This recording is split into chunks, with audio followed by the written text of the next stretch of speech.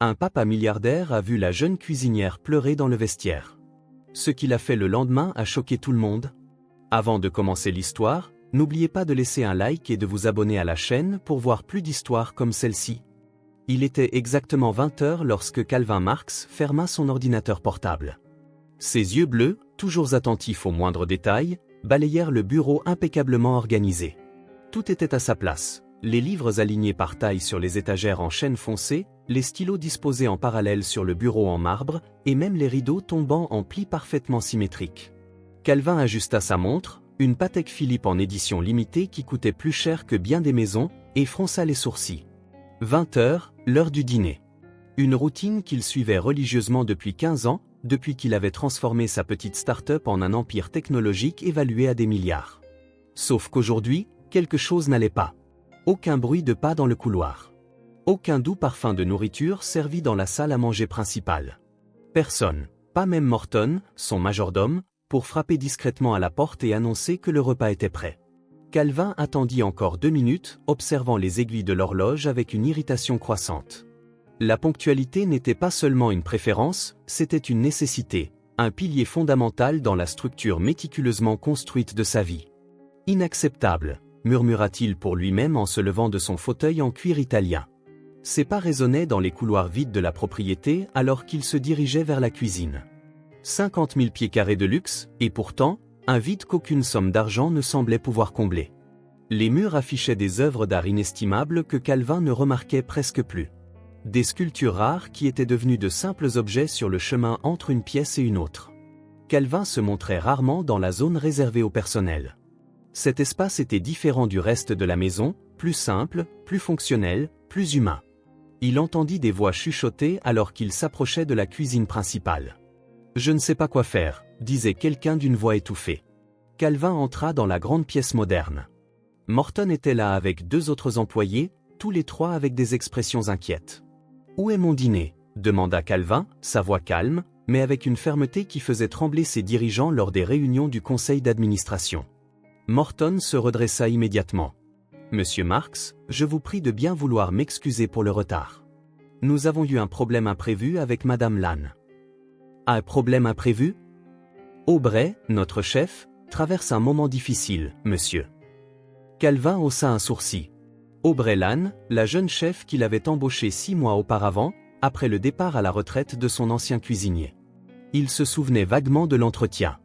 Une jeune femme blonde aux yeux clairs, dans la vingtaine, avec un CV impressionnant pour son âge. Ses repas étaient impeccables, créatifs sans être extravagants, jusqu'à aujourd'hui. Où est-elle ? Dans le vestiaire du personnel, monsieur, mais il serait peut-être préférable de la laisser seule. Calvin traversait déjà la cuisine avant que Morton n'ait pu finir sa phrase. Ce n'était pas seulement le retard du dîner qui le dérangeait, c'était la rupture de l'ordre, l'interruption du flux parfait qui maintenait sa vie sous contrôle. Le vestiaire du personnel se trouvait au bout d'un couloir étroit. La porte était entr'ouverte et Calvin entendit des sanglots étouffés venant de l'intérieur. Il hésita un instant. Les émotions des autres n'étaient pas son territoire. Les chiffres, les stratégies, les acquisitions, c'étaient ses domaines d'expertise. Les larmes étaient compliquées, imprévisibles, désordonnées. Il poussa quand même la porte.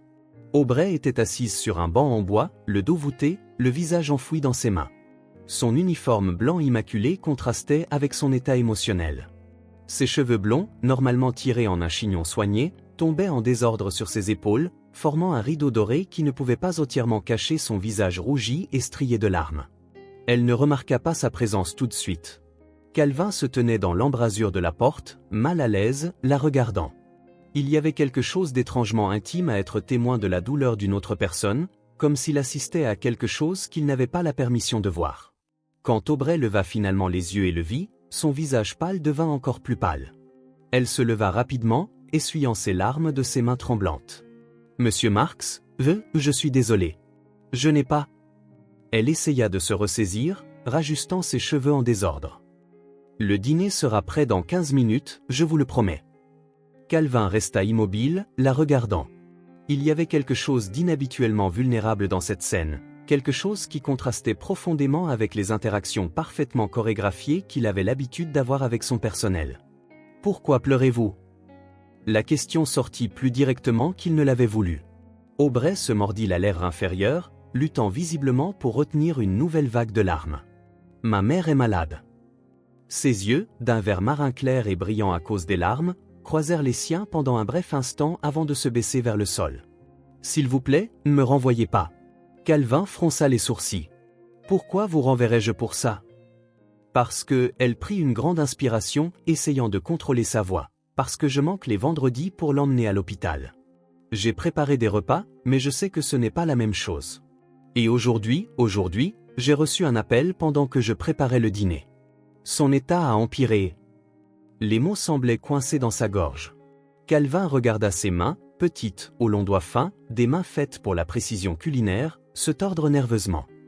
Quel est son nom? Demanda-t-il, sans trop savoir pourquoi cela importait. Marjorie Lannes. Le monde autour de Calvin sembla se figer à cet instant. Ce nom perça son esprit comme une flèche atteignant un endroit profond qu'il croyait avoir scellé il y a longtemps. Marjorie Lannes. Les images lui vinrent par flash. Une femme avec un sourire doux. Des mains douces caressant ses cheveux. L'odeur de la cannelle et de la vanille. Une voix douce chantant doucement pendant qu'il faisait semblant de dormir. Votre mère, commença Calvin. Mais les mots moururent dans sa bouche. Son expression normalement impassible révéla pendant une fraction de seconde quelque chose qu'Aubrey ne pouvait déchiffrer. Vous la connaissez?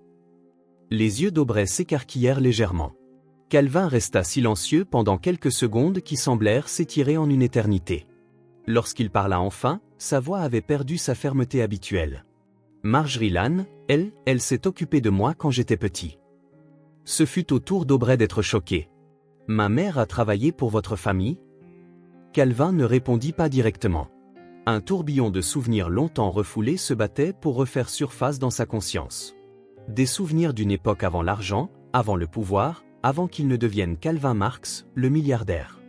Des souvenirs de quand il n'était que Calvin, un garçon affamé d'affection. Où est-elle maintenant? Demanda-t-il abruptement. À la maison.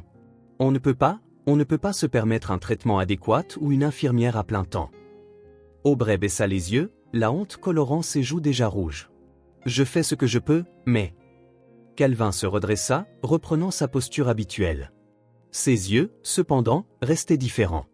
Il y avait quelque chose en eux qu'Aubrey n'arrivait pas à identifier. Ce n'était pas la froideur habituelle. Finissez le dîner, dit-il d'un ton neutre. Et ensuite, il faudra qu'on parle.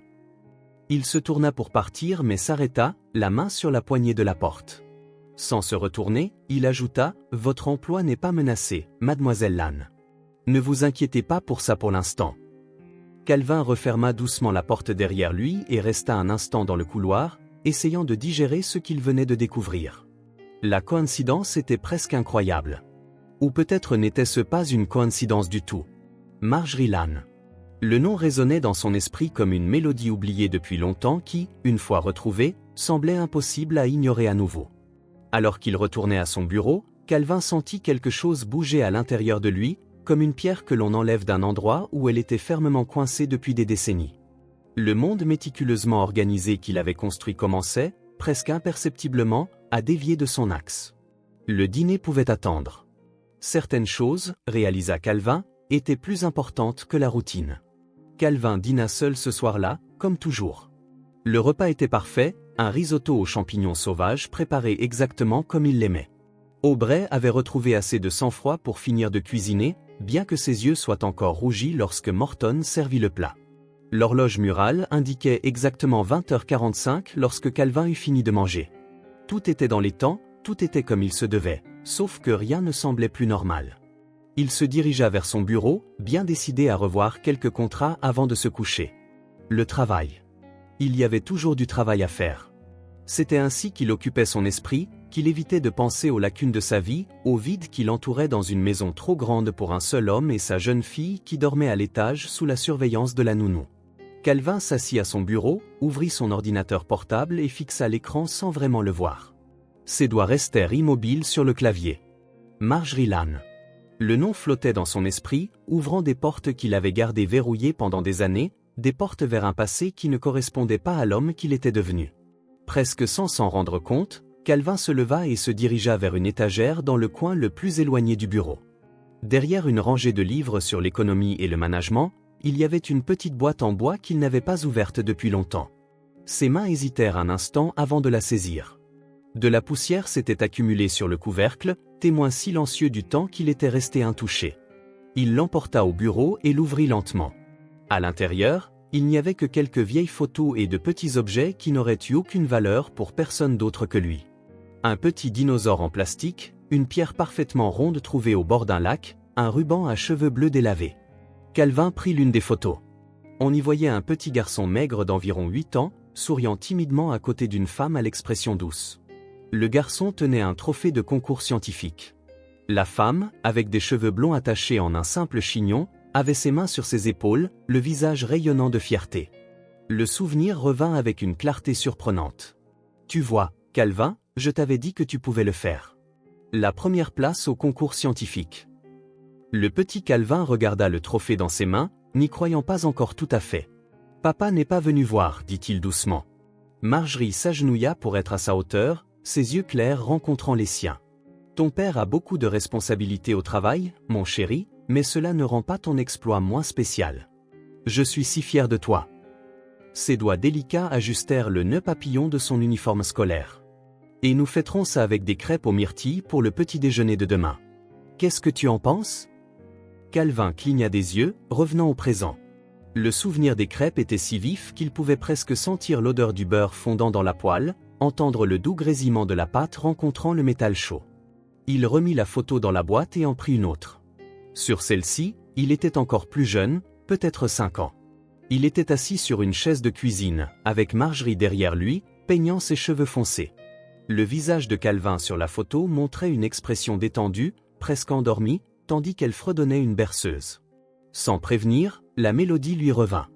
Une chanson simple sur les étoiles et les rêves, chantée d'une voix douce qui apaisait ses peurs d'enfant. Marjorie lui chantait tous les soirs après lui avoir raconté des histoires de braves chevaliers et de gentils dragons, d'enfants qui découvraient des mondes magiques et rentraient chez eux transformés. Calvin ferma les yeux, se laissant engloutir par les souvenirs. C'était une nuit d'orage. Le tonnerre semblait secouer toute la maison, et le petit Calvin était recroquevillé sous les couvertures, tremblant. Ses parents voyageaient, comme souvent. La porte de la chambre s'ouvrit et Marjorie entra avec une tasse fumante de chocolat chaud. « Tu as peur, mon chéri ?» demanda-t-elle, s'asseyant sur le bord du lit. Calvin voulait nier, dire qu'il était brave, comme les héros des histoires, mais un autre coup de tonnerre retentit et il se blottit plus profondément. Marjorie posa la tasse sur la table de chevet et commença à caresser ses cheveux. « Sais-tu ce que ma mère me disait à propos du tonnerre ? Que ce n'est que les nuages qui se parlent entre eux. Ils parlent fort parce qu'ils sont si loin les uns des autres. »« C'est vrai ?» demanda-t-il, déjà moins effrayé. « Eh bien, c'est une façon de voir les choses, sourit-elle. Parfois, nous devons trouver des moyens de rendre les choses effrayantes moins effrayantes. » Elle lui chanta jusqu'à ce qu'il s'endorme. Le tonnerre était oublié, la berceuse, le seul son qui importait.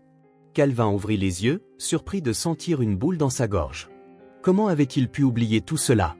Comment ses souvenirs étaient-ils devenus si lointains, si flous, alors qu'ils semblaient maintenant si vifs et vitaux? La réponse, il le savait, se trouvait dans la dernière photo qu'il tenait maintenant, une photo de sa remise de diplôme du lycée.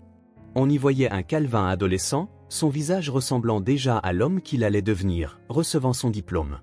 Ses parents étaient là, figures élégantes mais distantes.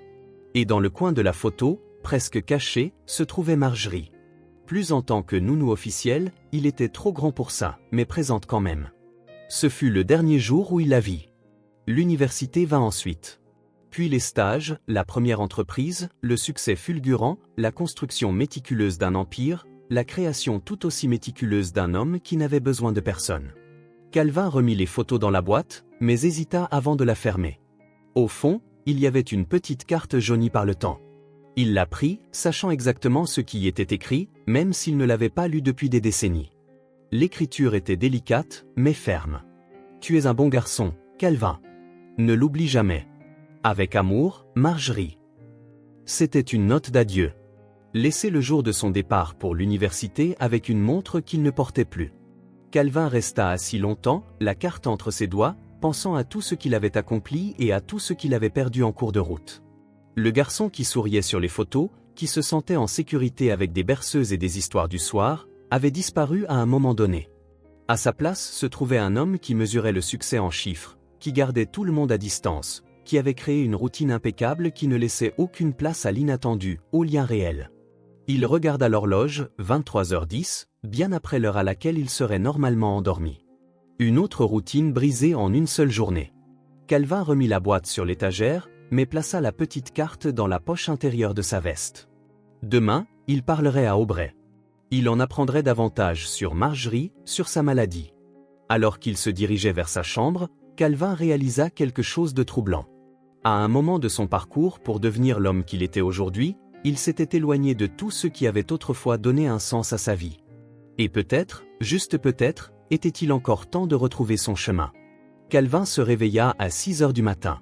Comme toujours, le rituel matinal était un ballet de mouvements précis, chronométré à la seconde près. 5 minutes d'étirement, 20 minutes sur le tapis de course, 10 minutes sous la douche. À 6h45, déjà impeccablement vêtu d'un costume gris sur mesure, il descendit pour le petit déjeuner.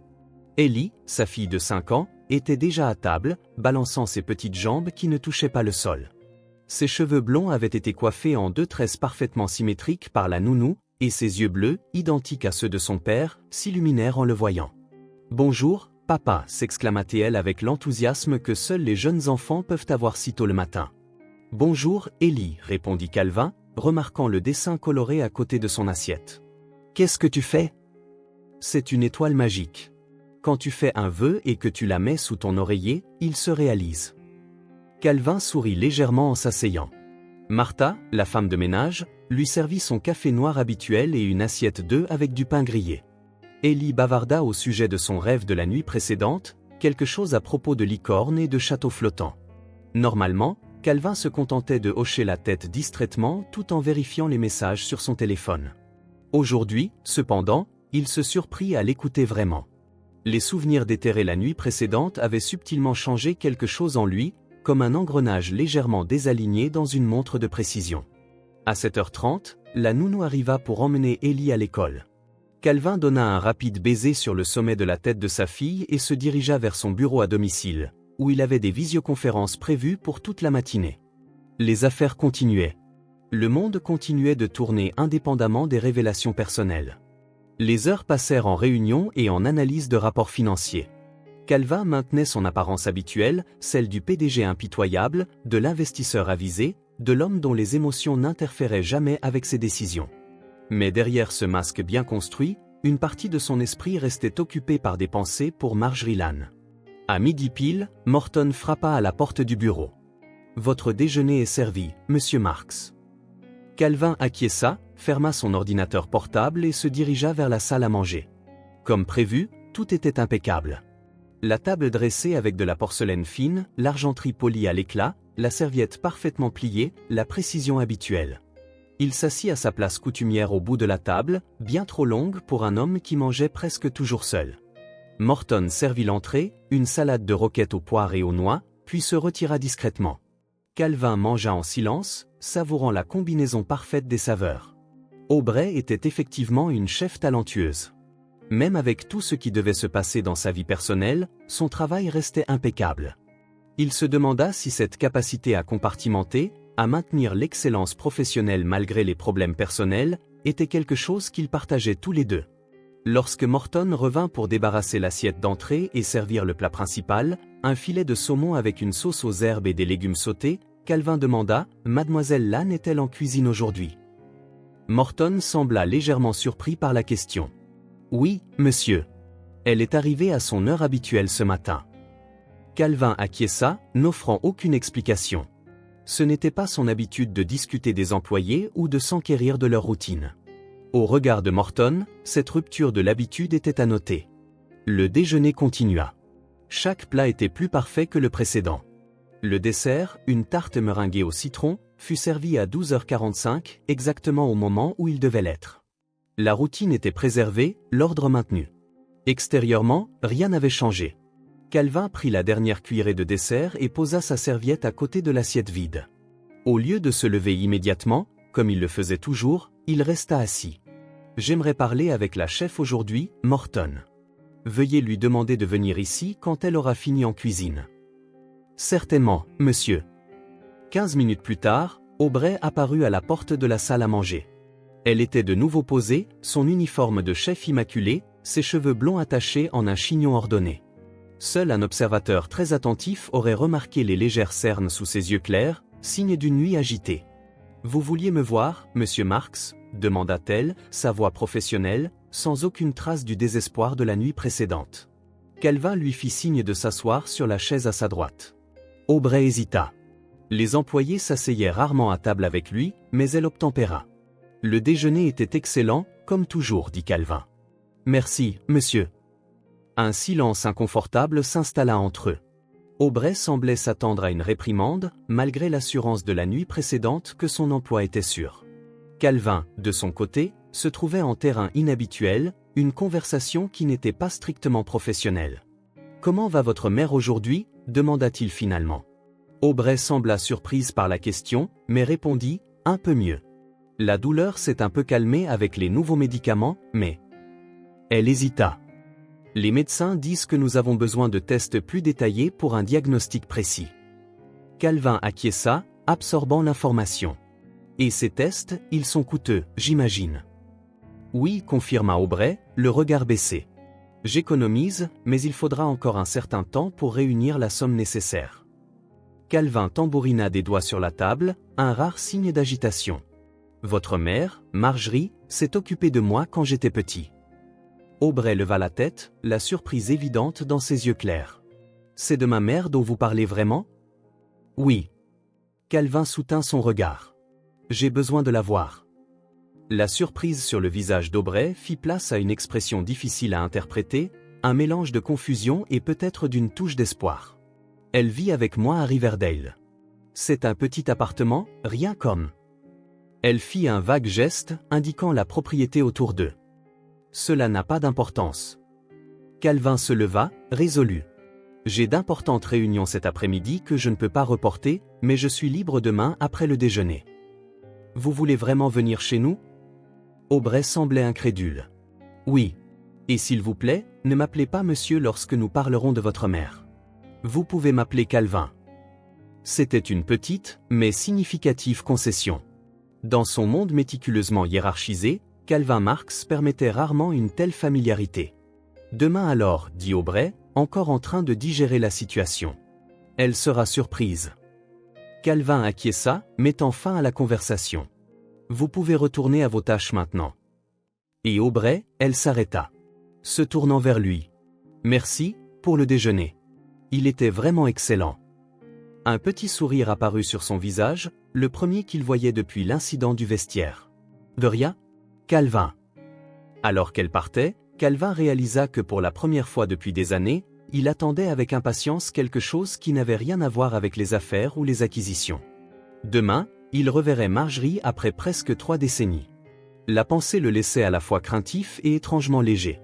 Le soleil de l'après-midi projetait de longues ombres lorsque la Bentley noire de Calvin s'arrêta devant un immeuble d'appartements dans le quartier de Riverdale.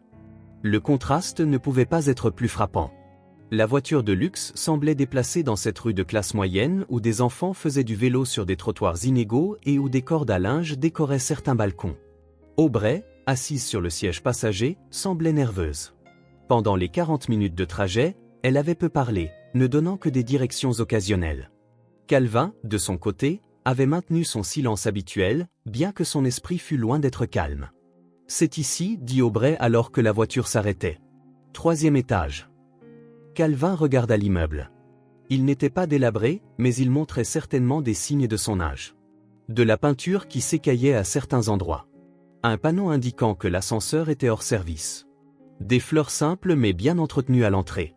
C'était le genre d'endroit où les gens travaillaient dur pour maintenir leur dignité avec des budgets serrés. « Je suis désolé, nous devons prendre les escaliers » commenta Aubrey en entrant dans le hall. « L'ascenseur tombe souvent en panne. » « Ce n'est pas un problème, répondit Calvin, la suivant dans les escaliers.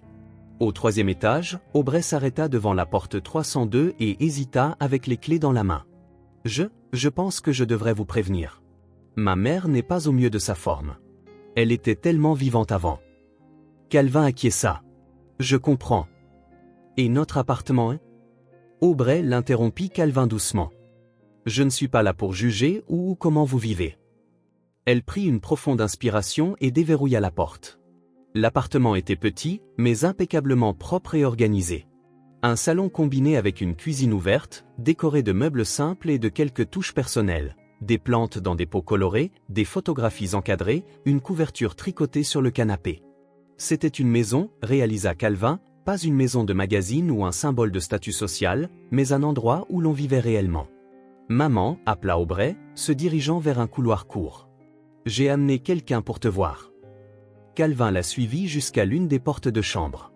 Aubrey entra la première et il entendit sa voix douce parler à quelqu'un.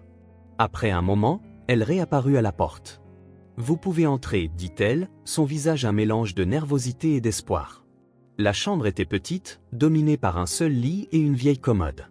Les rideaux étaient partiellement tirés, créant une pénombre confortable, et là, calée sur des oreillers, se trouvait Marjorie Lannes.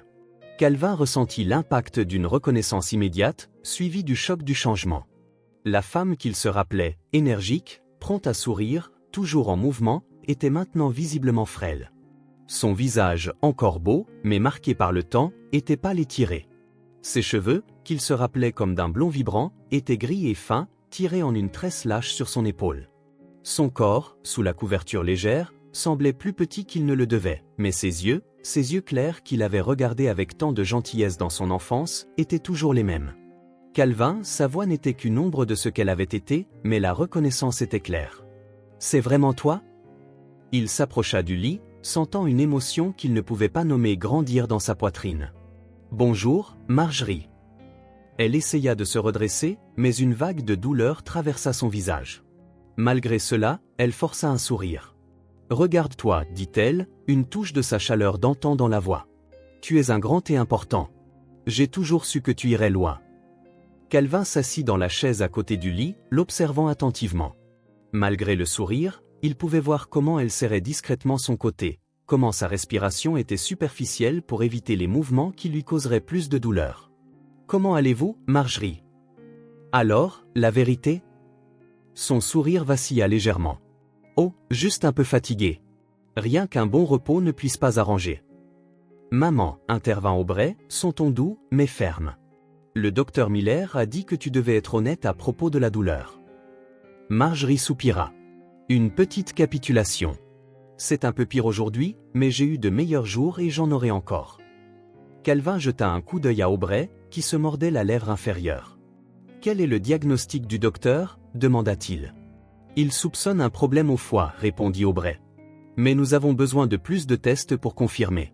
En attendant, elle est sous analgésique, mais... » Un gémissement doux de Marjorie interrompit l'explication.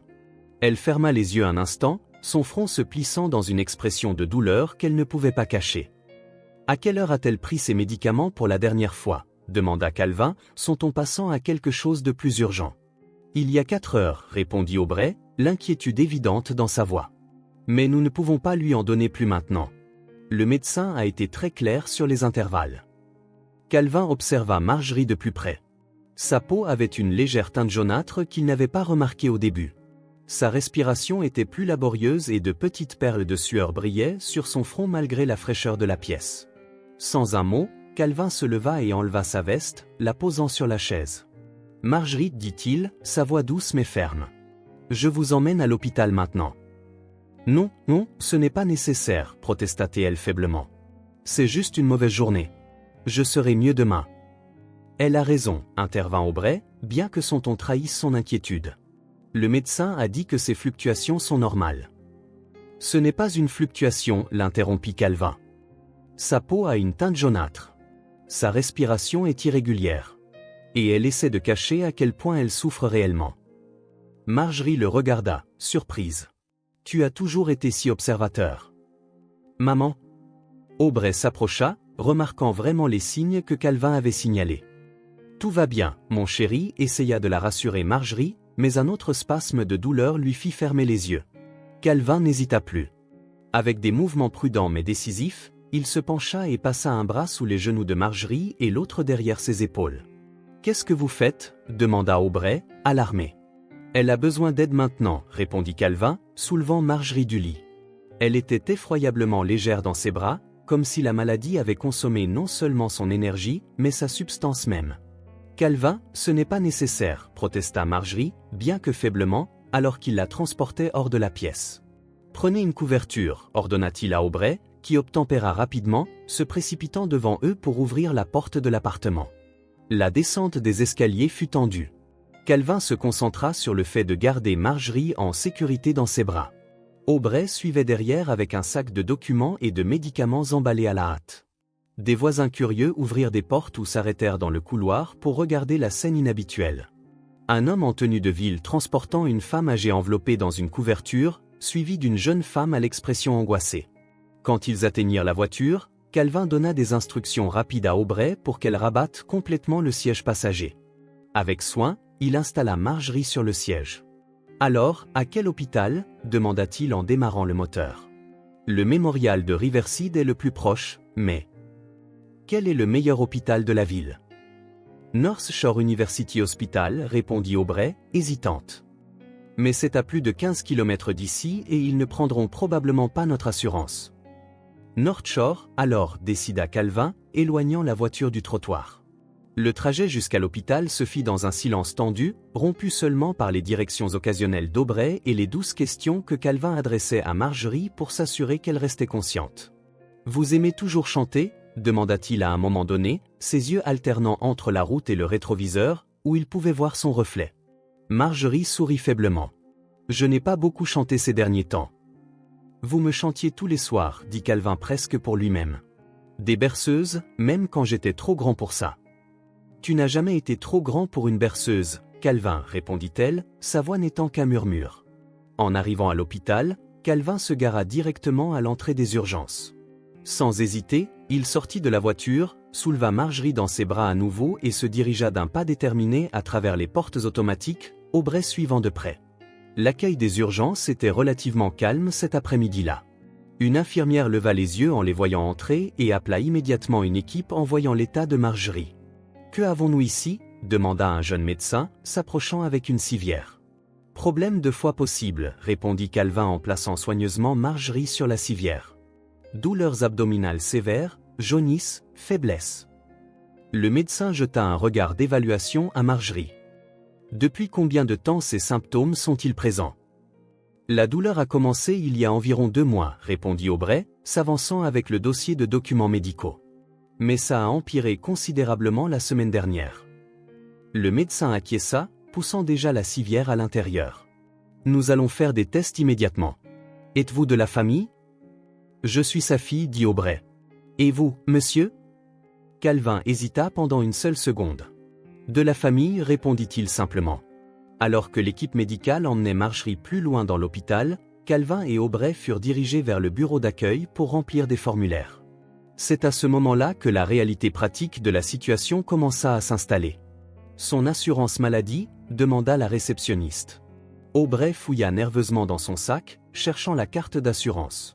Calvin pouvait voir l'anxiété croissante sur son visage. « Ce ne sera pas nécessaire, » intervint-il, plaçant sa carte de crédit d'entreprise sur le comptoir. « Toutes les dépenses seront couvertes par moi et je veux m'assurer que Madame Lann reçoive le meilleur traitement disponible. » La réceptionniste regarda la carte puis Calvin, son expression changeant alors qu'elle reconnaissait le nom gravé sur le métal noir. « Oui, monsieur Marks. J'en informerai l'équipe médicale immédiatement. » Aubrey regarda Calvin, ses yeux clairs grands ouverts avec un mélange de surprise et de gratitude. « Vous n'êtes pas obligé de faire ça, dit-elle doucement. »« Si, répondit-il simplement. » Ils furent conduits dans une salle d'attente privée, plus confortable que l'espace commun. Un lourd silence s'installa entre eux, pas exactement inconfortable, mais chargé de pensées inexprimées et d'émotions complexes. Calvin était assis droit comme toujours, mais ses doigts tambourinaient légèrement sur l'accoudoir de la chaise, un rare signe d'agitation. Aubrey alternait entre des moments d'immobilité tendue et de petits mouvements nerveux, ajustant son sac, vérifiant son téléphone, rajustant ses cheveux. « Elle va s'en sortir, » dit Calvin finalement, bien qu'il n'y ait aucune certitude dans sa voix. Aubrey acquiesça, les yeux fixés sur la porte par laquelle les médecins finiraient par apparaître. « Elle est forte. Elle l'a toujours été. »« Je sais. » Calvin acquiesça, se souvenant de la femme qui avait à elle seule fait face aux responsabilités de s'occuper non seulement de lui, mais de toute la maisonnée pendant que ses parents voyageaient constamment. Le silence revint, mais moins tendu maintenant. Dans le calme de la salle d'attente, le passé et le présent semblaient s'entrechoquer. Le garçon dont Marjorie s'était occupée et l'homme qui était maintenant en mesure de l'aider. L'enfant que Marjorie avait parfois mentionné et la jeune femme inquiète assise en face de lui. Près de 2 heures s'écoulèrent avant que le médecin ne revienne.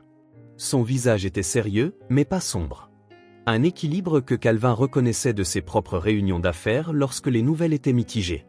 Mademoiselle Lannes, le médecin s'adressa à Aubrey. Nous avons réussi à stabiliser l'état de votre mère. Elle répond bien aux analgésiques. Le diagnostic, demanda Calvin.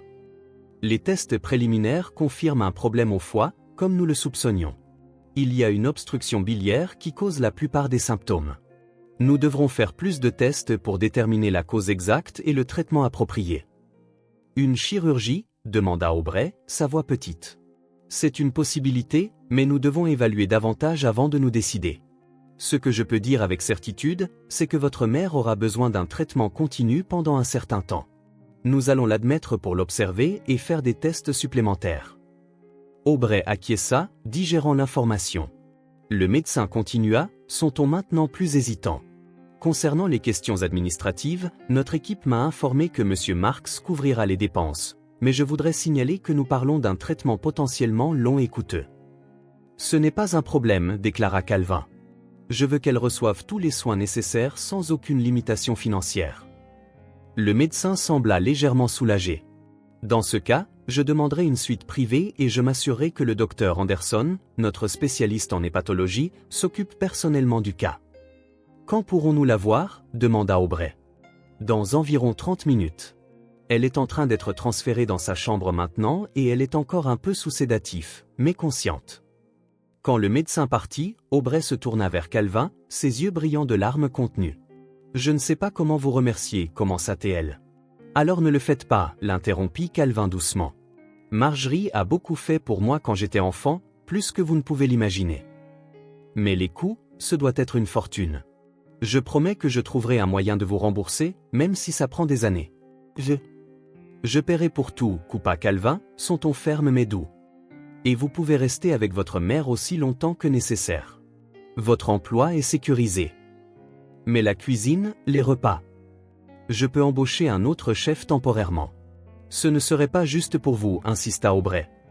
Ce qui ne serait pas juste, répondit Calvin, ce serait de vous laisser affronter ça seul quand j'ai les ressources pour aider. Aubrey ouvrit la bouche pour argumenter à nouveau, mais quelque chose dans l'expression de Calvin la fit s'arrêter. Il y avait une détermination qu'elle commençait à reconnaître. La même détermination qui l'avait poussée à porter Marjorie dans les escaliers sans hésiter. La même qui l'avait rendue si prospère dans un monde compétitif. « Merci, dit-elle finalement, simplement. » Calvin se contenta de hocher la tête. Ce n'était pas un homme habitué à recevoir de la gratitude. Ses employés le craignaient plus qu'ils ne l'admiraient. Ses associés en affaires le respectaient pour son efficacité impitoyable. Ce genre de gratitude authentique pour un acte de simple humanité était quelque chose de nouveau pour lui. Assis là dans la salle d'attente de l'hôpital, l'avenir de Marjorie incertain, mais au moins entre les meilleures mains possibles grâce à son intervention, Calvin ressentit quelque chose qu'il n'avait pas éprouvé depuis des années, le sentiment de faire quelque chose de vraiment bien. Pas seulement de stratégiquement correct ou de financièrement prudent, mais de moralement juste. C'était un sentiment étrangement réconfortant, comme rentrer chez soi après un long voyage. 3 jours s'étaient écoulés depuis l'admission de Marjorie. Les médecins avaient confirmé le diagnostic, une maladie du foie traitable, mais qui nécessiterait des soins continus. Avec le bon traitement, les perspectives étaient prometteuses, bien que le chemin vers un rétablissement complet serait long. Calvin visitait l'hôpital quotidiennement, toujours à la même heure, entre ses réunions de l'après-midi et le dîner. La routine, autrefois sacrée, s'adaptait maintenant à cette nouvelle priorité dans sa vie. Pour la première fois depuis des années, les engagements professionnels passaient au second plan sans qu'il ne ressente cette anxiété suffocante de perdre le contrôle. Ce vendredi-là, cependant, il arriva plus tôt et il n'était pas seul. « Papa, où est-ce qu'on va ?» demanda Ellie, sautillant à ses côtés dans le couloir de l'hôpital. Sa petite main était fermement tenue dans la sienne. Elle portait une robe bleu clair avec de petites fleurs brodées et ses cheveux blonds étaient attachés en queue de cheval avec un ruban de la même couleur que la robe. « Nous allons rendre visite à une personne très spéciale, répondit Calvin, ressentant un étrange mélange de nervosité et d'anticipation. Il n'avait jamais parlé de Marjorie à Ellie. En fait, il parlait rarement de son passé à quiconque. C'est une surprise? Les yeux bleus d'Ellie pétillaient de l'excitation que seuls les enfants peuvent ressentir à la promesse de quelque chose de nouveau. Oui, d'une certaine manière. C'est quelqu'un qui s'est occupé de moi quand j'avais à peu près ton âge. Comme mademoiselle Jennifer s'occupe de moi, demanda Ellie, faisant référence à sa nounou. Oui, quelque chose comme ça. Les infirmières souriaient en voyant la petite Ellie, qui saluait tout le monde avec l'aisance d'une diplomate naturelle. Calvin ne cessait de s'émerveiller de la facilité avec laquelle sa fille se connectait aux gens, une compétence qu'il avait lui-même perdue quelque part sur le chemin de l'âge adulte. Ils s'arrêtèrent devant la chambre 307. Calvin prit une profonde inspiration avant de frapper doucement. Entrez vint la réponse. La voix de Marjorie sonnait déjà un peu plus forte que les jours précédents.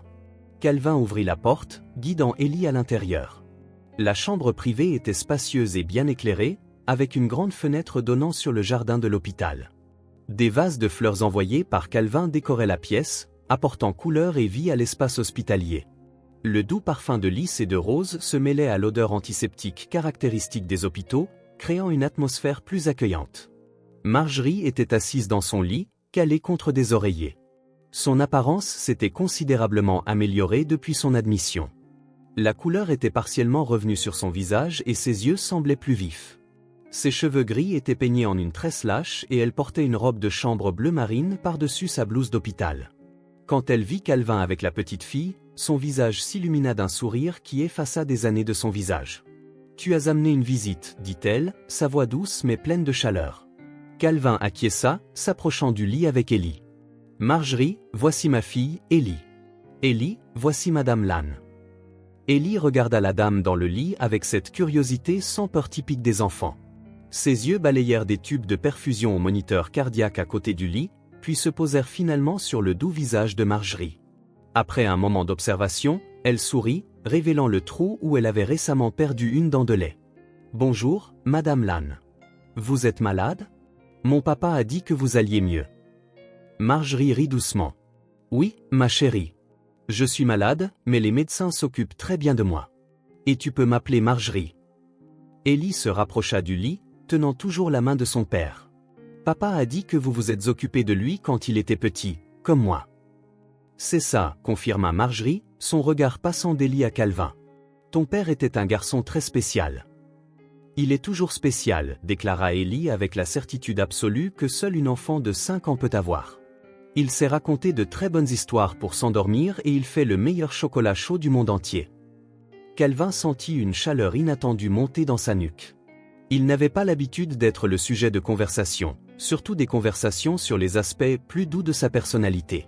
La mention du chocolat chaud le prit par surprise. C'était une recette qu'il faisait instinctivement, sans jamais se demander où il l'avait apprise. « Le chocolat chaud, dit Marjorie, les yeux pétillants de reconnaissance. Avec un peu de cannelle et de vanille. »« Oui, s'exclama Ellie, excitée. Comment vous avez su ? » Parce que j'ai appris cette recette à ton père. C'est ce que je lui faisais quand il y avait des orages ou quand il n'arrivait pas à dormir. Calvin eut l'impression que quelque chose se déclenchait dans son cerveau. Le souvenir soudain des nuits de pluie, d'une tasse fumante et du sentiment de sécurité qui allait avec. Comment avait-il pu oublier ça ? Ellie, pourquoi tu ne prendrais pas cette chaise pour t'asseoir à côté du lit, suggéra-t-il, essayant de réorganiser ses pensées. Ellie obéit, traînant un fauteuil près du lit de Marjorie avec détermination malgré le fait que le meuble faisait presque sa taille. Calvin l'aida sur les derniers centimètres et la souleva ensuite pour qu'elle s'y assoie. « Comment était mon papa quand il était petit ?» demanda Ellie sans détour, se penchant légèrement en avant, clairement fascinée par l'idée que son père ait jamais été un enfant. Marjorie sourit, jetant un bref coup d'œil à Calvin comme pour demander la permission. Il hocha légèrement la tête, résigné, mais curieusement attentif. « Eh bien, ton père était un garçon très intelligent, commença Marjorie en se calant contre les oreillers. Il adorait les livres et posait toujours des questions sur tout. Il essayait toujours de comprendre comment les choses fonctionnaient. « J'aime les livres aussi, s'exclama Ellie, excitée par la similitude. « Et les questions ? Mademoiselle Jennifer dit que je pose parfois trop de questions. »« Il n'y a jamais trop de questions, répondit Marjorie avec un clin d'œil. Ton père m'a un jour demandé pourquoi le ciel était bleu, et quand j'ai répondu, il a demandé pourquoi la lumière se comportait de cette façon, et puis pourquoi les atomes faisaient ça, et il a continué jusqu'à ce que nous cherchions tous les deux dans une encyclopédie. Il n'avait que 6 ans. Calvin faillit sourire au souvenir. Il avait oublié cet épisode précis, mais il se souvenait du sentiment de curiosité insatiable qui l'avait accompagné tout au long de son enfance. Il était aussi très organisé, continua Marjorie, une lueur d'amusement dans les yeux. Tous ses jouets avaient des endroits précis. Et il était très contrarié si quelqu'un les déplaçait. Il est toujours comme ça, s'exclama Ellie en riant. Chaque matin, il arrange sa cravate de la même façon. Et si quelqu'un déplace quelque chose dans son bureau, il le sait tout de suite. Marjorie rit, regardant Calvin avec affection. Il y a des choses qui ne changent jamais. Et était-il courageux ? Demanda Ellie. Marjorie regarda directement Calvin maintenant, son regard doux mais pénétrant, comme si elle voyait au-delà de la façade de l'homme d'affaires prospère pour voir le garçon qu'il avait été. Très courageux. Même quand il avait peur, il affrontait toujours les choses. Comme quoi ? Insista Ellie. Eh bien, il y avait un grand arbre dans le jardin de la maison où nous vivions. Un vieux chêne avec des branches qui semblaient toucher les nuages. Ton père avait peur du vide, mais il était déterminé à grimper à cet arbre. Alors jour après jour, il montait un peu plus haut. Peu importe s'il glissait ou s'il avait peur. Le lendemain, il était là, il essayait à nouveau jusqu'à ce que finalement, il atteigne le sommet. Calvin se souvint de cet arbre, du sentiment de vertige mélangé à l'exaltation lorsqu'il atteignit enfin les branches les plus hautes. Il avait complètement oublié cette petite réalisation d'enfance. Et sais-tu ce qu'il a fait quand il est arrivé au sommet ? Continua Marjorie. Ellie secoua la tête, complètement absorbée par l'histoire. Il a construit une petite plateforme avec des planches et des cordes. C'était son endroit secret. Il y emmenait des livres et lisait pendant des heures. Parfois, je devais l'appeler plusieurs fois pour le dîner parce qu'il était tellement perdu dans les histoires qu'il ne m'entendait pas. Comme un château dans les arbres ? Demanda Ellie, les yeux écarquillés. Exactement comme un château, acquiesça Marjorie en souriant. Ton père était toujours très doué pour construire des choses. Un jour, il a assemblé un télescope à partir d'un kit, tout seul. Il n'avait que 8 ans et a suivi toutes ses instructions compliquées sans aucune aide. Calvin se retrouva adossé au mur, regardant l'interaction avec un étrange sentiment dans sa poitrine. Il avait oublié le télescope, les nuits passées à regarder les étoiles, à apprendre les constellations. Comment avait-il pu laisser tant de souvenirs s'échapper ? Marjorie continua avec d'autres histoires. La fois où Calvin avait sauvé un bébé oiseau tombé de son nid, et s'en était occupé jusqu'à ce qu'il puisse voler. Le Noël où il avait passé des semaines à construire en secret une boîte à bijoux pour sa mère. La fois où il avait insisté pour faire le petit déjeuner tout seul et avait failli mettre le feu à la cuisine en essayant de faire des crêpes. Les crêpes sont délicates, se défendit Calvin, parlant pour la première fois depuis le début des histoires. La température de la plaque doit être juste ce qu'il faut. Marjorie lui sourit. Tu as fini par apprendre. En fait, à l'âge de 10 ans, tu faisais les meilleures crêpes aux myrtilles que j'ai jamais goûtées. Tu peux me faire des crêpes, papa ? Demanda Ellie, les yeux suppliants. Dimanche, promit Calvin, se surprenant lui-même par sa propre spontanéité. Marjorie raconta la fois où Calvin avait décidé qu'il voulait être astronaute et avait passé un mois entier à porter un casque d'astronaute improvisé dans la maison. À propos de la collection de pierres colorées qu'il gardait dans une boîte spéciale sous son lit. À propos de son talent naturel pour les échecs et du fait qu'il avait remporté son premier tournoi scolaire à l'âge de 9 ans. Des histoires humaines, simples et douces. Des histoires qui peignaient le portrait d'un garçon normal avec des peurs et des rêves normaux, si différents de l'image que Calvin cultivait de lui-même aujourd'hui. C'était comme si elle le réintroduisait à une version de lui-même qu'il avait laissée derrière, ou pire, délibérément enterrée. Ellie écoutait avec une fascination croissante, interrompant parfois par des questions ou des commentaires enthousiastes.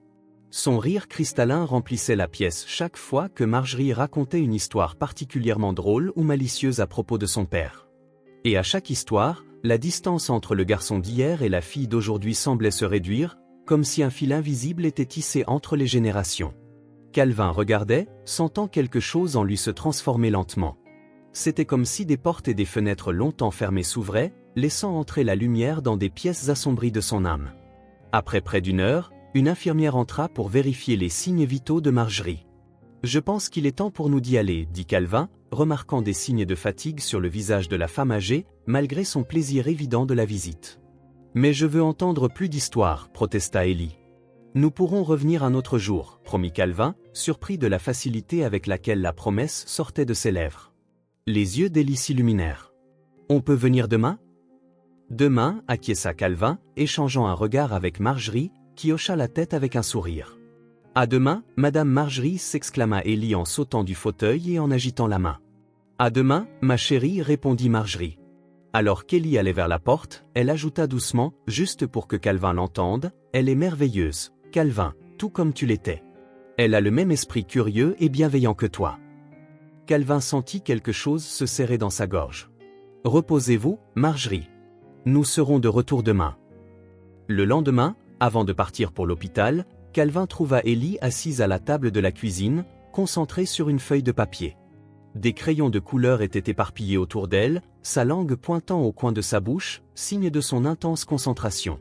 « Qu'est-ce que tu fais » demanda-t-il en s'approchant. « Un cadeau pour Mamie Marge » répondit Ellie distraitement sans quitter le dessin des yeux. Calvin s'arrêta, surpris par le terme. « Mamie Marge » Ellie haussa les épaules comme si c'était évident. « Elle s'est occupée de toi comme une maman, alors c'est comme si c'était ma grand-mère, non?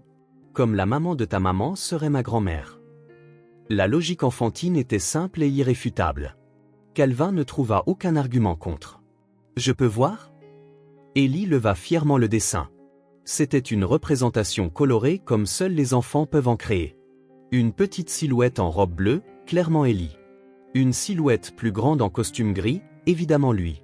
Et entre eux, une silhouette aux cheveux gris et au grand sourire, Marjorie.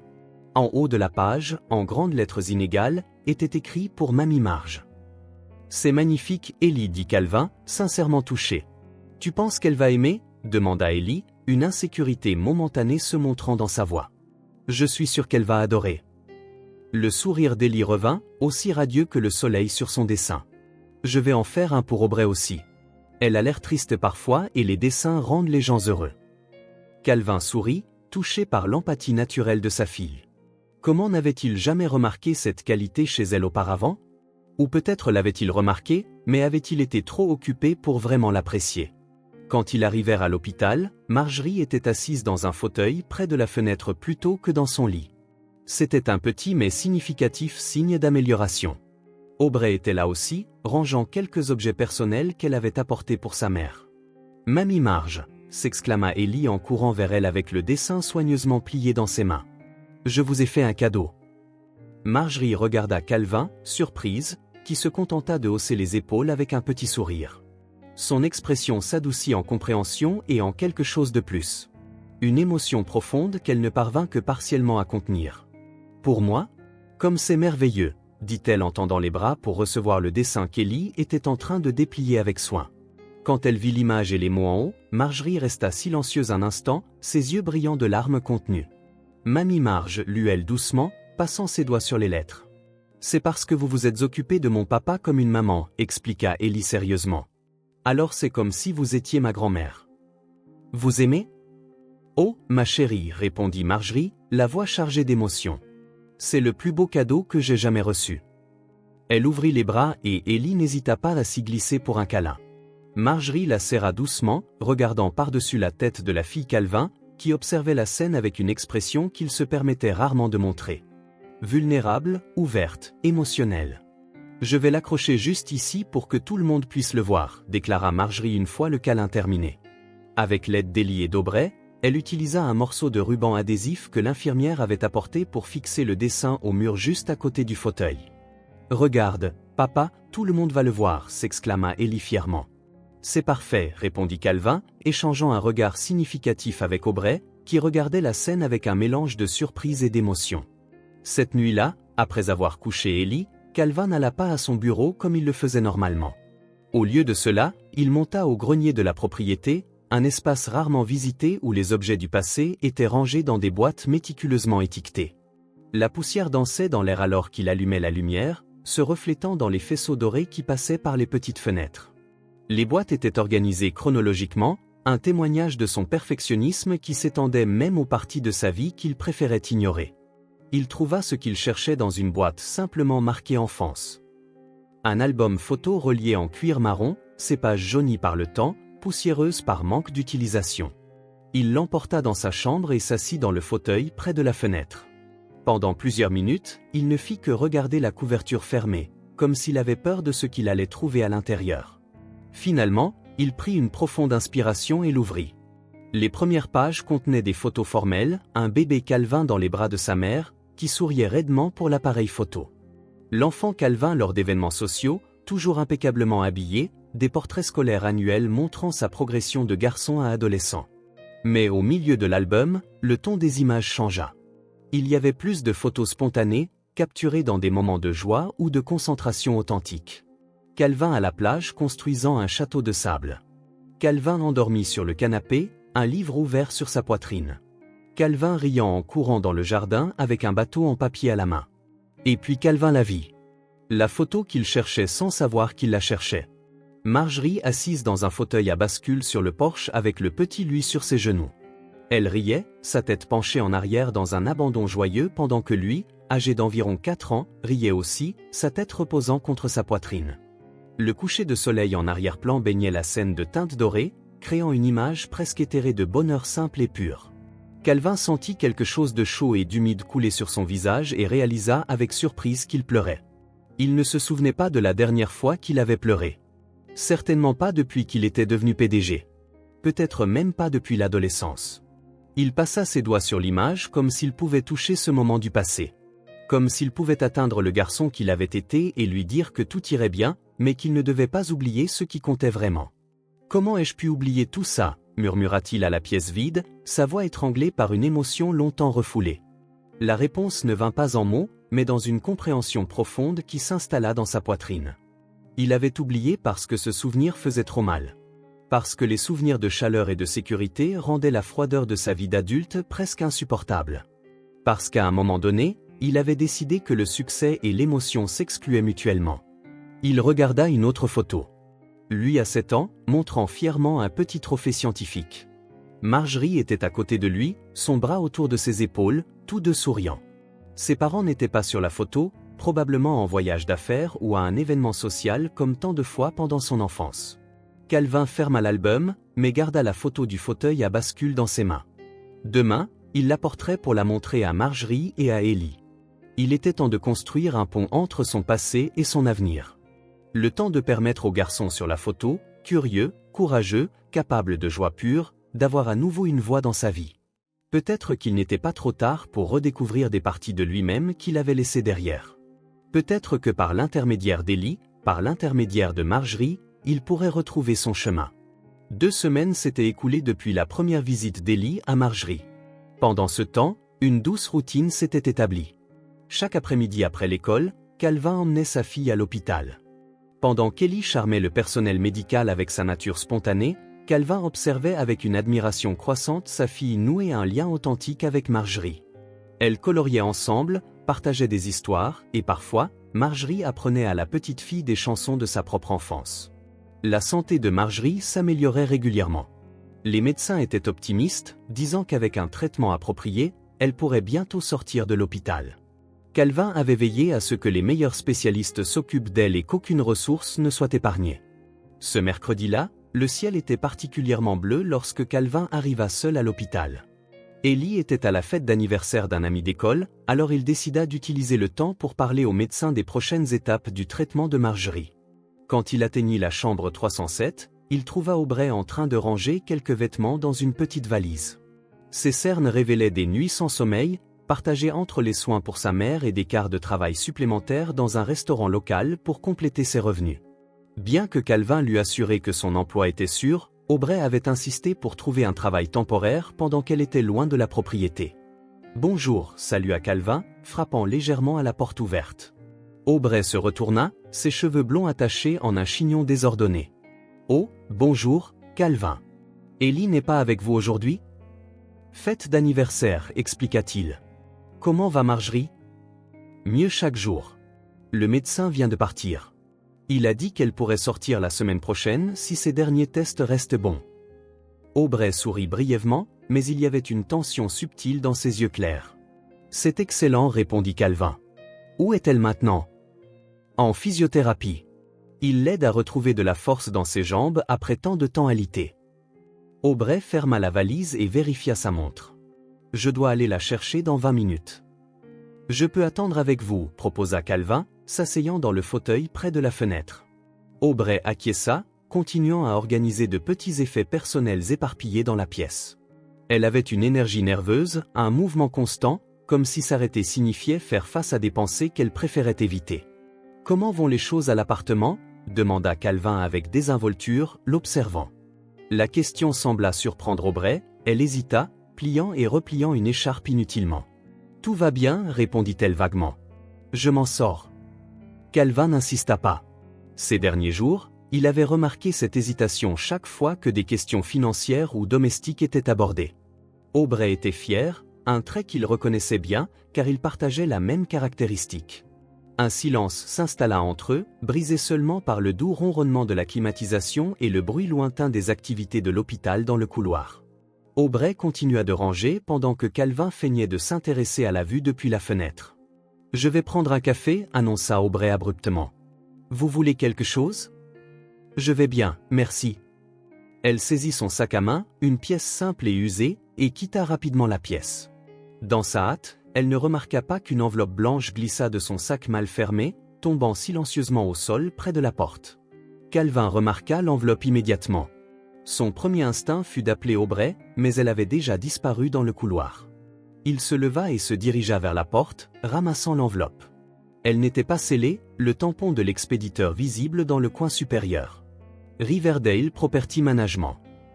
Sans vraiment le planifier, Calvin se retrouva à glisser ses doigts à l'intérieur de l'enveloppe. Une voix intérieure argumenta que c'était une invasion de la vie privée, mais une autre voix plus forte disait qu'Aubrey avait besoin d'aide, même si elle ne l'admettrait pas. Le papier qu'il en sortit confirma ses soupçons. C'était un avis d'expulsion daté de 3 jours auparavant. Le texte était clair et impersonnel, ceci est le dernier avis concernant le retard de 3 mois dans le paiement du loyer pour la propriété située au 245 rue Maple, appartement 302. Si le montant total de 4 750 $, y compris les frais de retard, n'est pas payé en totalité dans les 10 jours suivant cette notification, nous serons contraints d'engager des procédures d'expulsion. Calvin sentit une oppression dans sa poitrine. La date limite serait dans 1 semaine, juste au moment où Marjorie devait sortir de l'hôpital. L'idée qu'elle rentre chez elle pour faire face à une expulsion était insupportable. Entendant des pas dans le couloir, Calvin replia rapidement le papier, le remit dans l'enveloppe et la glissa dans la poche intérieure de sa veste. Quand Aubrey revint avec son café, il était à nouveau assis dans le fauteuil, apparemment absorbé par son téléphone. « Je vais chercher maman maintenant, dit-elle, prenant une gorgée rapide de la boisson chaude. « Je vais attendre ici, répondit Calvin, gardant sa voix décontractée. Quand Aubrey partit, il sortit l'enveloppe de sa veste, la regardant pensivement. Ce n'était pas seulement l'expulsion. Il y avait aussi les factures médicales que l'assurance ne couvrirait pas. La perte de revenus pendant la maladie de Marjorie, les médicaments coûteux pour le traitement continu. Calvin connaissait trop bien l'effet d'entraînement des problèmes financiers. Il remit l'enveloppe à sa place, son esprit formulant déjà un plan. Discrètement, il passa quelques appels pendant qu'il attendait. Son assistante personnelle reçut des instructions précises qu'elle nota sans poser de questions. Des années de travail avec Calvin lui avaient appris que derrière ces décisions apparemment impulsives, il y avait toujours un raisonnement solide. Lorsque Marjorie revint dans la chambre, poussée dans un fauteuil roulant par Aubrey, Calvin rangea son téléphone et sourit. La femme âgée avait l'air fatiguée, mais ses yeux brillaient d'une vitalité croissante. « Calvin, c'est si bon de te voir » salua-t-elle alors qu'Aubrey l'aidait à s'installer dans son lit. « Où est ma petite Ellie aujourd'hui ?»« Fête d'anniversaire. Elle m'a demandé de vous dire qu'elle vous manque et qu'elle vous apportera quelque chose de spécial demain. » Marjorie sourit. « Cette fille. Elle me rappelle tellement toi à cet âge, toujours à penser aux autres. » Calvin sentit une chaleur dans sa poitrine. C'était étrange et réconfortant que Marjorie puisse voir en lui des qualités qu'il avait lui-même oublié posséder. La visite se poursuivit tranquillement. Calvin resta attentif à la conversation, mais une partie de son esprit travaillait sur les détails de ce qu'il devait faire. À un moment donné, quand Aubrey sortit pour parler avec l'infirmière au sujet des médicaments du soir, Calvin en profita pour demander à Marjorie « Vous avez quelqu'un qui pourrait vous aider à la maison quand vous sortirez ?» Marjorie hésita. Aubrey dit qu'elle s'en sortira. Elle a toujours été comme ça, prenant trop de responsabilités. Je pense qu'elle a appris ça de moi. L'appartement est-il adapté à votre convalescence? Les escaliers et une salle de bain adaptée. Oh, notre appartement est petit mais confortable. Aubrey a déjà tout réorganisé pour mon retour. Marjorie sourit, mais il y avait une ombre d'inquiétude dans ses yeux qui n'échappa pas à Calvin. Elle ne t'a pas parlé d'eux? La porte s'ouvrit et Aubrey revint. La phrase inachevée de Marjorie resta en suspens, mais Calvin comprit ce qu'elle était sur le point de dire. Marjorie savait pour l'expulsion. Le reste de la visite se passa sans incident. Calvin prit congé, promettant de revenir le lendemain avec Ellie. En rentrant chez lui, il passa quelques autres appels, confirmant les arrangements que son assistante avait initiés. Tout serait prêt à temps. Dans les jours qui suivirent, Calvin maintint sa routine de visite, toujours à l'affût de toute mention de problèmes financiers ou de l'appartement. Aubrey semblait de plus en plus tendue à mesure que la date de sortie approchait, mais elle gardait un sourire courageux sur son visage devant sa mère. La veille de la sortie de l'hôpital, Calvin arriva plus tôt que d'habitude. Il trouva Aubrey seul dans la chambre, organisant les dernières affaires de Marjorie pour son départ le lendemain. « Où est Marjorie » demanda-t-il. « C'est notre dernier prélèvement sanguin » répondit Aubrey en pliant méticuleusement un pull. « Qu'avez-vous » Elle s'arrêta, se mordant la lèvre inférieure. « Oui ?»« Rien. Juste, merci pour tout ce que vous avez fait. Vous n'étiez pas obligé. » Calvin acquiesça, sentant qu'il y avait plus que cela dans les mots qu'Aubrey exprimait. Peut-être une demande d'aide voilée que sa fierté ne lui permettait pas de formuler. Ce n'est pas une obligation, Aubrey. C'est ce que les gens font les uns pour les autres. Une larme s'échappa, coulant sur le visage d'Aubrey. Elle l'essuya rapidement. Oui, eh bien, certaines personnes sont plus en mesure d'aider que d'autres. Calvin s'approcha, posant doucement une main sur son épaule. Demain est un nouveau départ pour Marjorie. Concentrez-vous là-dessus.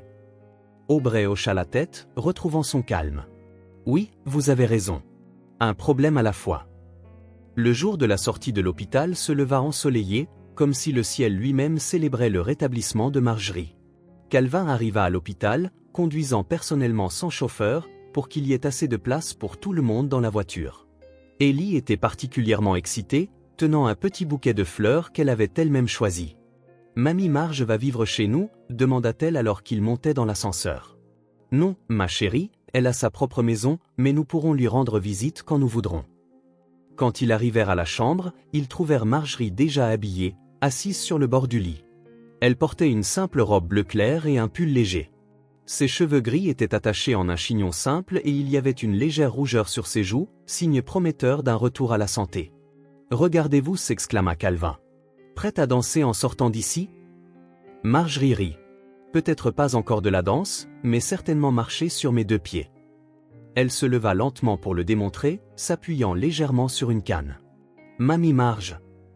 Ellie courut la serrer doucement dans ses bras. « J'ai apporté des fleurs pour votre maison.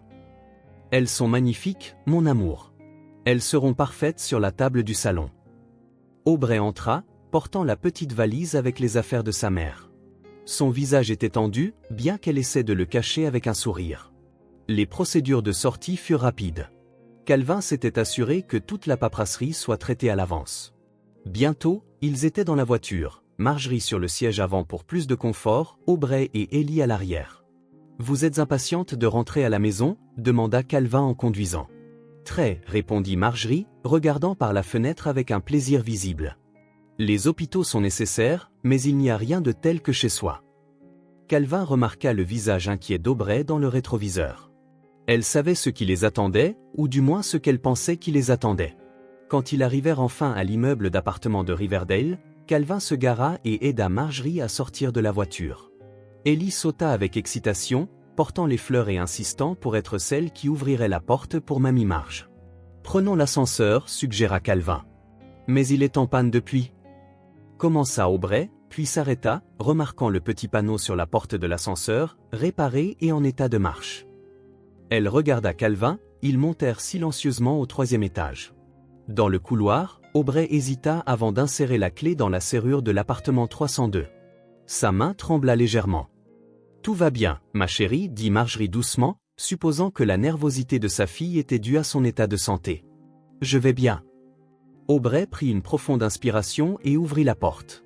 L'odeur fut la première chose qu'ils remarquèrent. Un arôme frais de fleurs et de pain fraîchement cuit. L'appartement, déjà organisé par les soins méticuleux d'Aubrey, semblait maintenant transformé. Il y avait des vases avec des arrangements floraux placés stratégiquement. Le petit salon avait de nouveaux meubles, un canapé plus confortable, des oreillers colorés, un tapis doux. La cuisine ouverte brillait de nouveaux appareils électroménagers et le réfrigérateur, visible depuis l'entrée, était clairement approvisionné. Quoi ? Aubrey était sans voix, regardant autour d'elle sous le choc. Marjorie entra lentement, s'appuyant sur sa canne, les yeux écarquillés. Qu'est-ce qui s'est passé ici ? Ellie courut à l'intérieur, explorant l'espace avec des exclamations de délice. Regarde, Mamie Marge, il y a des fleurs partout. Calvin resta à l'entrée, observant leur réaction. Il y avait une satisfaction profonde à voir la surprise sur leur visage, non pas pour la valeur matérielle de ce qu'il avait fait, mais pour la signification du geste. Aubrey se dirigea vers la table basse où une enveloppe blanche attira son attention. Elle regarda Calvin, qui acquiesça presque imperceptiblement. Elle ouvrit l'enveloppe avec des doigts tremblants et lut la note à haute voix. « Tout est payé. Vous êtes en sécurité. » Ses yeux se remplirent de larmes alors qu'elle regardait à nouveau Calvin. « Vous n'auriez pas dû, commença-t-elle. »« Si, répondit-il simplement. » Marjorie, qui avait compris l'étendue du geste, s'approcha lentement de Calvin. Ses yeux clairs brillaient de larmes contenues. « Tu as toujours été un bon garçon, Calvin, dit-elle, sa voix étranglée par l'émotion. Même quand la vie est devenue difficile, même quand tu as dû être trop fort, trop tôt. Tu n'as jamais perdu ça. » Elle leva sa main, touchant légèrement son visage. Un geste si familier de son enfance que Calvin sentit quelque chose se briser à l'intérieur de lui. « Tu m'as rappelé qui j'étais, continua Marjorie. Merci d'être revenu. » Calvin ne put répondre par des mots. Au lieu de cela, il fit quelque chose qu'il n'avait pas fait depuis des décennies. Il serra Marjorie dans ses bras. Non pas le câlin formel et rapide des adultes lors des rassemblements sociaux, mais l'étreinte sincère de quelqu'un qui rentre chez lui après un long voyage. Ellie, sentant le moment spécial, s'approcha doucement et enroula ses petits bras autour d'eux deux, créant un cercle parfait. Aubrey regarda la scène, les larmes coulant librement sur son visage, jusqu'à ce que Calvin tende un bras, l'invitant à les rejoindre. Le câlin des 4 personnes au milieu du salon ensoleillé n'avait pas besoin de mots. C'était le langage universel de l'appartenance, de personnes qui se retrouvent et se reconnectent, de cercles qui se ferment et de nouveaux qui commencent. Quand ils se séparèrent enfin, il y avait quelque chose de nouveau dans les yeux de Calvin, une clarté, comme s'il avait trouvé une partie de lui-même qu'il avait cherchée pendant longtemps sans le savoir. « Eh bien, dit-il, sa voix légèrement prise par l'émotion, je pense que vous avez besoin de vous installer. Ellie et moi reviendrons demain pour le déjeuner, si ça vous convient. » Plus que bien, répondit Marjorie en lui tenant la main. C'est parfait. Alors qu'il partait avec Ellie, Calvin jeta un dernier coup d'œil à l'appartement transformé. Mais la vraie transformation, il le savait, s'était produite à l'intérieur de lui. L'enveloppe oubliée avait révélé plus qu'un problème financier. Elle avait révélé une occasion de redécouvrir la capacité de prendre soin, d'agir par compassion, d'être à nouveau le bon garçon que Marjorie avait toujours vu en lui. Et cela, Calvin le réalisa, était un cadeau bien plus grand que tout ce qu'il aurait pu leur donner. Un mois s'était écoulé depuis la sortie de l'hôpital de Marjorie. L'automne était arrivé, peignant les arbres de teinte rouge et dorée. Dans la propriété de Calvin Marx, cependant, quelque chose de plus important avait changé. Le rythme même de la maison. C'était un samedi matin lorsque la Bentley noire se gara à l'entrée de l'immeuble de Riverdale. Calvin et Ellie sortirent de la voiture, la petite fille sautillant avec excitation à côté de son père. Ils portaient des sacs de courses remplis d'ingrédients choisis lors d'une visite matinale au marché. « Tu penses que Mamie Marge va aimer la fleur spéciale qu'on a achetée ?» demanda Ellie alors qu'ils montaient dans l'ascenseur. « Je suis sûr qu'elle l'aimera, répondit Calvin en ajustant les sacs. Quand ils frappèrent à la porte de l'appartement 302, ils furent accueillis par l'odeur de café frais et le bruit de rire. Aubrey ouvrit la porte, portant un tablier à fleurs. Ses cheveux blonds étaient en queue de cheval et il y avait une tache de farine sur sa joue. « Pile à l'heure, dit-elle en souriant. Maman racontait justement les histoires des biscuits désastreux que tu avais essayé de faire quand tu avais 7 ans. » Calvin feignit l'indignation. Ils n'étaient pas désastreux. Ils étaient expérimentaux. « Tu as mis du poivre dedans à la place de la cannelle, vint la voix amusée de Marjorie depuis la cuisine. Ellie gloussa en courant à l'intérieur. Papa a mis du poivre dans les biscuits. La cuisine, petite mais confortable après les rénovations que Calvin avait arrangées, était dans un état de chaos organisé. Sur le comptoir, de la farine était éparpillée avec des bols de sucre et de beurre, et des emporte-pièces en métal attendaient. Marjorie, assise sur un tabouret haut adapté pour elle, sourit largement. C'était une expérience culinaire bien en avance sur son temps, se défendit Calvin. De nos jours, le chocolat au piment est considéré comme sophistiqué. Mais pas les biscuits de Noël, rétorqua Marjorie, faisant un clin d'œil à Ellie. Ton père a toujours été très confiant, même quand il avait complètement tort. Au lieu de se sentir mal à l'aise avec la taquinerie, Calvin sourit. C'était ce genre de souvenir partagé, d'intimité décontractée construite au fil du temps, qu'il avait oublié. Montrons-lui comment faire, dit Marjorie à Ellie, tendant la main à la petite fille. Viens, ma chérie. Cette recette de biscuits est un secret de famille Lannes depuis 3 générations. Ellie grimpa sur un tabouret à côté de Marjorie, ses yeux brillants d'anticipation. Calvin et Aubrey échangèrent des regards complices en déchargeant les courses. La première règle pour des biscuits parfaits, commença Marjorie d'un ton solennel, est d'avoir les mains propres et le cœur joyeux. Ellie hocha la tête sérieusement, comme si elle recevait la plus importante des leçons. Pendant que Marjorie guidait les petites mains d'Ellie pour mesurer la farine et le sucre, Calvin préparait du café pour les adultes. C'était une scène qu'il n'aurait jamais imaginée il y a quelques mois. Le PDG milliardaire, maintenant à l'aise dans ce petit appartement, faisant quelque chose d'aussi banal que du café. « Papa, regarde. Je suis en train de crémer le beurre », s'exclama Ellie, ses mains couvertes de la substance jaune. « Je vois, princesse. »« Très bien. »« Le beurre doit être mou mais pas fondu », expliqua Marjorie. « C'est l'un des secrets de la texture parfaite. » Aubrey commença à préparer le déjeuner, se déplaçant avec la grâce d'une danseuse autour de la petite cuisine. Il y avait une légèreté en elle que Calvin n'avait pas vue auparavant. Le poids du monde, les soucis financiers, la peur de perdre sa mère, l'incertitude quant à l'avenir s'étaient considérablement allégés de ses épaules. « J'ai besoin d'aide avec ces légumes, monsieur le PDG », plaisanta Aubrey, poussant une planche à découper et quelques légumes vers Calvin. « Je ne suis pas sûr d'être qualifié pour ce rôle », répondit-il en retroussant les manches de sa chemise. « Je vais t'apprendre », proposa Aubrey, montrant comment couper une carotte en cubes parfaitement uniformes. Bientôt, les 4 travaillaient en harmonie dans la petite cuisine. Marjorie et Ellie créaient des formes avec la pâte à biscuits, Aubrey préparait un ragoût et Calvin, étonnamment, suivait les instructions sans poser de questions. C'était une danse coordonnée, comme s'ils avaient fait cela ensemble pendant des années. La conversation coulait naturellement, sautant d'un sujet à l'autre. Calvin se retrouva à participer activement, donnant des avis, posant des questions, riant ouvertement. À quand remontait la dernière fois où il avait parlé comme ça sans un ordre du jour?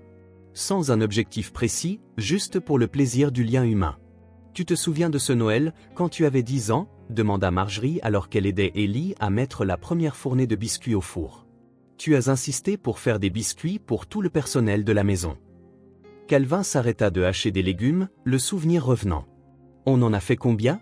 100 biscuits ?» 122, corrigea Marjorie en riant. On a commencé à 9h du matin et on a fini qu'à 7h du soir. Tes parents sont rentrés d'un voyage et ont trouvé la cuisine complètement recouverte de farine. Ils n'étaient pas trop contents, se rappela Calvin. Pas au début, acquiesça Marjorie. Mais quand tu as expliqué que tu voulais que tout le monde ait un cadeau personnel de ta part. Eh bien, même ton père a souri. Calvin absorba cette information, un nouveau morceau de son puzzle d'enfance qu'il avait oublié. Je ne me souviens pas de cette partie.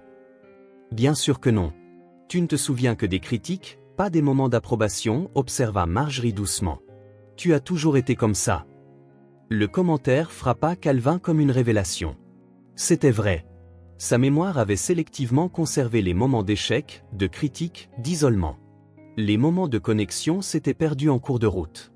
Jusqu'à maintenant. Après le déjeuner, qui fut dévoré au milieu des rires et des conversations à la petite table à manger, Ellie demanda à dessiner. Aubrey lui fournit du papier et des crayons de couleur et bientôt, la petite fille fut absorbée par sa création, sa langue pointant au coin de sa bouche en signe de concentration. Marjorie s'était retirée pour un bref repos dans sa chambre, tandis qu'Aubrey faisait la vaisselle, refusant gentiment l'aide de Calvin. « Va te détendre un peu » insista-t-elle. « Tu as l'air fatigué. » Calvin n'était pas fatigué. Au contraire, il se sentait plus vivant qu'il ne l'avait été depuis longtemps. mais il accepta la suggestion, sachant qu'Aubrey appréciait ce moment de prendre soin de l'espace qu'elle pouvait maintenant appeler chez elle sans crainte. Il s'assit sur le petit canapé, regardant Ellie dessiner. L'appartement était modeste comparé à sa propriété, mais il y avait quelque chose ici que la grande maison n'avait jamais eu, un sentiment d'être à la maison. Le bruit d'Aubrey dans la cuisine, la respiration douce de Marjorie se reposant dans sa chambre, le grattement du crayon d'Ellie sur le papier, tout cela se combinait en une symphonie de vie domestique qu'il avait oublié exister. « J'ai fini » annonça Ellie finalement, levant fièrement son dessin. Calvin regarda l'image colorée, 4 silhouettes se tenant la main devant une maison. Lui, Ellie, Marjorie et Aubrey, tous souriant sous un grand soleil jaune. « C'est magnifique, Ellie » complimenta-t-il sincèrement. La petite fille se rapprocha, s'asseyant à côté de lui sur le canapé. Elle regarda son dessin, puis son père, ses yeux bleus sérieux et interrogateurs. « Papa » commença-t-elle, sa voix petite, mais déterminée. « On est une famille maintenant ?» La question prit Calvin par surprise, non pas à cause de la question elle-même, mais à cause de la clarté avec laquelle la réponse lui vint sans hésitation. « Oui » répondit-il, passant un bras autour de ses épaules. « Nous le sommes. » Ellie sourit, satisfaite, et reporta son attention sur le dessin, ajoutant plus de fleurs autour des silhouettes. Calvin resta assis là, sentant le petit poids de sa fille contre son flanc, la simplicité profonde de ce moment s'imprimant dans sa mémoire. L'après-midi suivante, de retour à la propriété, Calvin était assis dans le jardin. C'était un espace méticuleusement planifié et entretenu par une équipe de jardiniers, avec des pelouses parfaitement entretenues et des parterres de fleurs disposés de manière géométrique, beaux, mais manquant de la joie sauvage d'un jardin réellement habité. Il avait invité Marjorie et Aubrey à passer le dimanche avec eux. Au début, Aubrey avait hésité, clairement intimidée par la grandeur de la maison, mais Ellie avait tellement insisté qu'elle avait fini par céder. Maintenant, depuis sa place sur la véranda, Calvin regardait Marjorie et Ellie assises sur un banc sous un pommier. La femme âgée apprenait à la petite fille à faire des couronnes de fleurs avec des marguerites cueillies dans le jardin. Le rire d'Ellie résonnait comme de la musique dans l'air de l'après-midi.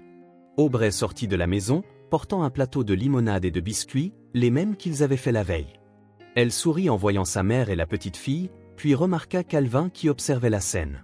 « Elles s'entendent bien, n'est-ce pas » commenta-t-elle en posant le plateau sur la table à côté de lui. « Oui » répondit Calvin. « C'est comme si elles s'étaient toujours connues. » Aubrey s'assit sur la chaise à côté de lui, son regard suivant le sien vers la scène sous le pommier. « Ellie a besoin de ça, tu sais. De quelqu'un comme ça dans sa vie. »« Je sais. » Calvin s'arrêta. « J'en avais besoin aussi. » Le commentaire resta en suspens entre eux, lourd de sens. Aubrey ne répondit pas immédiatement, respectant son moment de réflexion. « J'ai passé ma vie à essayer d'être grand, » dit Calvin finalement, presque pour lui-même. « À construire des entreprises, à accumuler du pouvoir, à grandir dans toutes les directions visibles. Et j'ai failli oublier d'être entier. » Sur la table de jardin, l'album photo était ouvert. Il l'avait apporté pour le montrer à Marjorie et à Ellie plus tard. La page exposée montrait Calvin à 12 ans, assis au piano avec Marjorie à ses côtés. Tous deux souriaient à l'appareil photo, un moment de joie partagé figé dans le temps. « Il n'est pas trop tard » observa Aubrey doucement, ses yeux clairs rencontrant les siens. « Pour être entier. » Calvin acquiesça, sentant une certitude grandir en lui. « Non, il ne l'est pas. » À ce moment-là, alors que le soleil de l'après-midi projetait une lumière dorée sur le jardin, Calvin se fit une promesse silencieuse. Il ne s'éloignerait plus jamais de ce qui comptait vraiment. Le succès, les réalisations, l'empire qu'il avait construit, tout cela n'avait de valeur que s'il y avait quelqu'un avec qui le partager. Une semaine plus tard, quelque chose de sans précédent se produisit à la propriété des Marks. Le personnel avait été renvoyé pour la journée, à l'exception de Morton, qui avait reçu des instructions précises de ne superviser que discrètement sans interférer. Dans la grande cuisine principale, normalement le territoire exclusif des chefs engagés, Calvin Marks, PDG milliardaire et figure crainte dans le monde des affaires, préparait le déjeuner. Il portait un pantalon décontracté et une simple chemise, les manches retroussées, un tablier protégeant ses vêtements. L'oignon doit être translucide, pas doré, le guida Aubrey, le regardant remuer la poêle avec une attention concentrée. « Comme ça ?» demanda-t-il, révélant une insécurité rarement vue dans d'autres contextes. « Parfait » approuva-t-elle. « Maintenant, on peut ajouter la tomate. » À la table de la cuisine, Ellie et Marjorie préparaient la salade ensemble. La petite fille, fièrement responsable de déchirer les feuilles de laitue, tandis que Marjorie coupait des tomates cerises en deux. La cuisine, autrefois un espace fonctionnel et impersonnel, débordait de vie. De la musique jouait doucement en arrière-plan, une playlist éclectique mélangeant les chansons pour enfants préférées d'Ellie avec des classiques que Marjorie aimait. L'arôme de sauce tomate et d'herbes fraîches emplissait l'air, se mêlant au son des conversations et des rires. Et qui aurait cru, commenta Marjorie, regardant Calvin cuisiner sous les conseils patients d'Aubrey, que le garçon qui a failli mettre le feu à la cuisine avec des crêpes préparait un déjeuner italien complet un jour. Techniquement, répondit Calvin. Je pourrais encore mettre le feu à cette cuisine. La journée n'est pas finie. Tout le monde rit, la légèreté de la blague révélant à quel point Calvin avait changé. Autrefois si rigide et contrôlé, il était maintenant capable de rire de lui-même, de se permettre d'être imparfait. Quand le déjeuner fut prêt, des spaghettis avec une sauce maison, une salade fraîche et du pain encore chaud qu'Aubrey avait préparé plus tôt, ils se rassemblèrent non pas dans la salle à manger formelle, mais dans le petit coin repas adjacent à la cuisine. C'était un espace plus intime, normalement utilisé uniquement par le personnel, mais aujourd'hui, il semblait l'endroit parfait pour ce repas spécial. Il n'y avait aucun des services élégants auxquels Calvin était habitué. Ils se servaient eux-mêmes, se passaient la salade, coupaient le pain. Il y avait une beauté simple dans ces gestes quotidiens, une intimité qu'aucun service haut de gamme ne pouvait fournir. Pendant le repas, la conversation coula naturellement. Ellie parla de son projet scolaire. Aubrey mentionna un nouveau restaurant qu'elle voulait visiter. Marjorie partagea des souvenirs de sa propre mère. Dans un moment de silence confortable, Calvin tendit la main à travers la table, prenant doucement la main de Marjorie.